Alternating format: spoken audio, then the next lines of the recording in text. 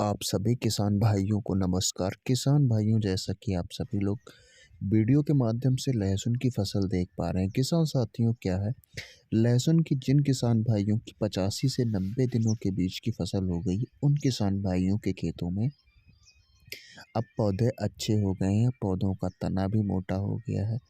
पौधे की जो पत्तियां हैं वह भी मोटी हो गई हैं और पौधे की जो लंबाई है वह भी अच्छी तरीके से मेंटेन हो रही है। तो किसान साथियों, क्या है, 90 दिनों की जिन किसान भाइयों की लहसुन की फसल है, उन किसान भाइयों के लहसुन के पौधों के अंदर आड़ी यानी कि कंद बनने की प्रक्रिया अब प्रारंभ हो चुकी है। किसान भाइयों, क्या है, जिस कली की लहसुन की बुआई की गई थी ज़मीन के अंदर, किसान भाइयों, वह कली नहीं है वहाँ पे पौधों के जो निचला हिस्सा है, जो ज़मीन में है, जड़ें जहाँ पे है, वहाँ पे कंद बन कर के कंद विकसित होना प्रारंभ हो गया है। तो किसान साथियों, इस अवस्था में आप सभी को क्या डालना है?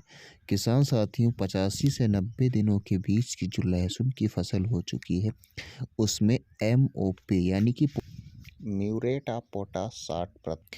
तो किसान साथियों, जो पोटाश है उसको डालेंगे तो उससे क्या होगा, पौधे का विकास होगा, पौधे का और तना मोटा होगा, पौधे की जो नीचे से यानी कि ज़मीन के अंदर कंद बन रहा है, आड़ी बन रही है, उसमें चमकीलापन आएगा और वह कंद जो है वह बड़ा होगा। और कंद के अंदर जो कलियां हैं वह भी मजबूत होंगी और मोटी होंगी।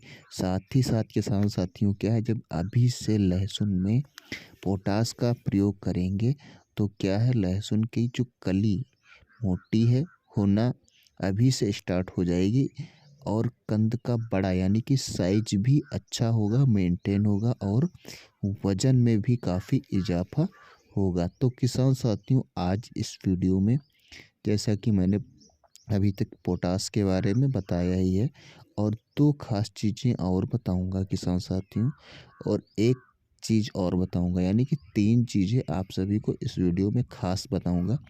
आप सभी लोग लगातार मेरे वीडियो पे बने रहें।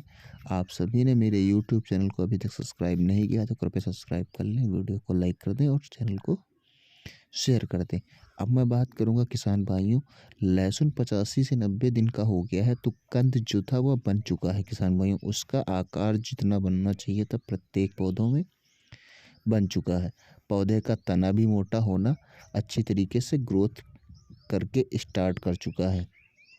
पौधे की जो पत्तियां हैं उनमें भी काफ़ी बढ़ोतरी हुई है और पत्तियां भी लंबी हैं और पत्तियां मोटी हो चुकी हैं। चूँकि किसान साथियों, 85 से 90 दिनों की जिन किसान भाइयों की फसल है वह आधे से अधिक समय क्रॉस कर चुकी है। चूँकि अब 90 दिन शेष जो समय बचा हुआ है उसमें ही लहसुन की खुदाई हो जाएगी।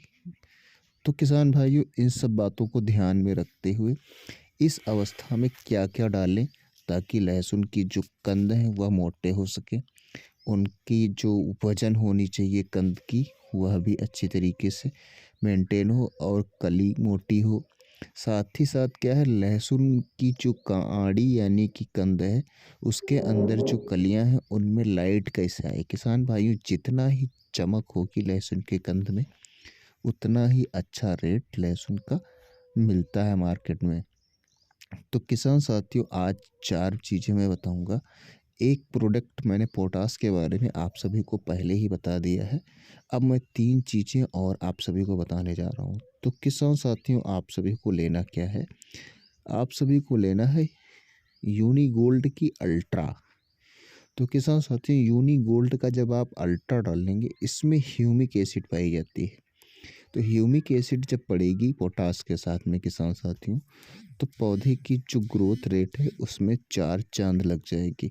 पौधे का जो कलर है वह भी अच्छी तरीके से और हरा होगा और जो जड़ का विकास होना चाहिए जितना लाजवाब वह भी होगा। साथ ही साथ किसान साथियों, क्या है, पौधे की जो जड़ें जब विकसित होंगी तो जो भोजन बनाने की प्रक्रिया होती है पौधों की, उसमें बहुत ही ज़्यादा इजाफा होगा। अब मैं बात करूँगा तीसरा प्रोडक्ट। तीसरा प्रोडक्ट किसान साथियों क्या है, आप सभी को लेना है इफ़को कंपनी की सागरिका।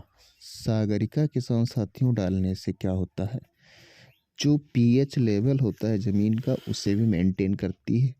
इसी के साथ में इसमें ऐसे समुद्री शैवाल से बने हुए तत्व पाए जाते हैं जो सभी खनिज तत्व जो जिनकी पूर्ति लहसुन के खेतों में फसलों में होनी चाहिए उसकी वह करता है। साथ ही साथ कुछ ऐसे तत्व ज़मीन में पाए जाते हैं जो पौधा समुचित रूप से उनका उपभोग यानी कि संग्रहित नहीं कर पाता है। तो जब हम इफ्को की सागरिका ग्रेनुअल डालते हैं ज़मीन में तो क्या होता है किसान साथियों, जो ज़मीन में कुछ ऐसे तत्व जैसा कि मैंने पहले भी बताया आप सभी को वह पाए जाते हैं लेकिन वह संग्रहित पौधा नहीं कर पाता है।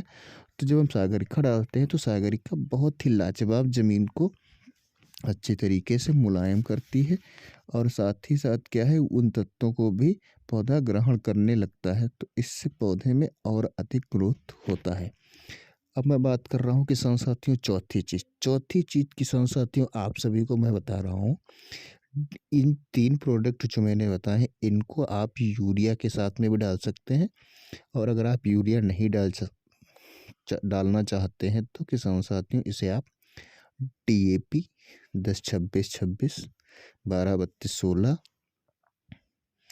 या और भी खादें हैं जो भी जिसमें आप मिला करके इसे डालना चाहते हैं 13-0-45 का आप सभी लोग स्प्रे भी कर सकते हैं।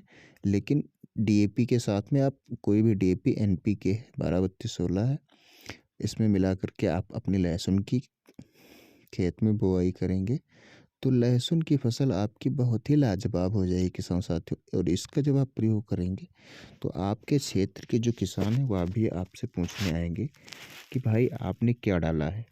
तो किसान साथियों अब मैं डोज बताता हूँ आप सभी को क्या लेना है। 25 केजी से ज़्यादा आपको पोटाश नहीं लेनी है।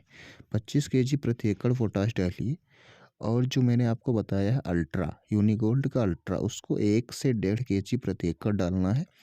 और आपको इसके बाद में सागर का 5 से 10 केजी प्रति एकड़ डालना है और DAP आपको 1 बोरी यानी कि 50 केजी प्रति एकड़ डालना है।